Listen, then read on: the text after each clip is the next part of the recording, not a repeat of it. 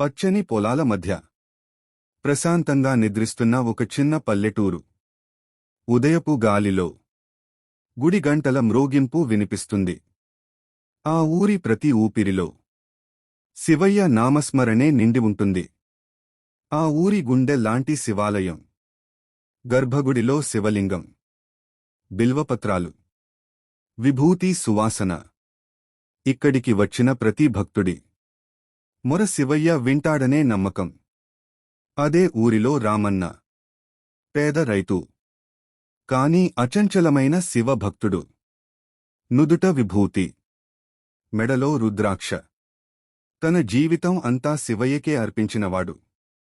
ప్రతిరోజూ తెల్లవారుజామున చెరువులో స్నానం చేసి ఖాళీ కాళ్లతో శివాలయానికి వస్తాడు.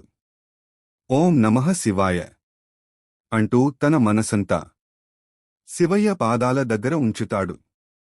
కాని ఒక సంవత్సరం వర్షాలు ముఖం చూపలేదు.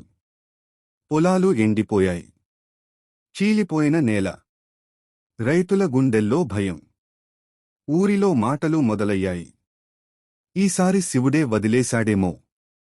అందరూ నిరాశపడినా రామన్న మాత్రం శివయ్య మీద నమ్మకం వదలలేదు. ఖాళీ చేతులతో అయినా శివలింగం ముందు తల వంచాడు.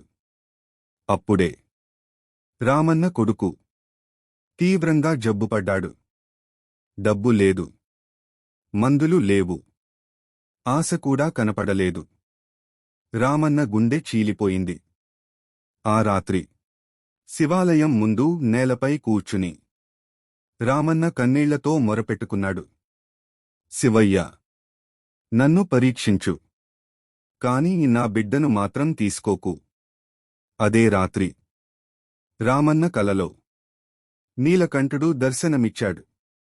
ప్రకాశించే వెలుగులో శివయ్య చిరునవ్వుతో ఇలా అన్నాడు: నువ్వు నన్ను నమ్మావు, నేను నిన్ను వదలను.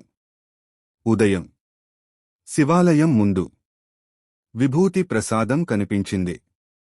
ఆ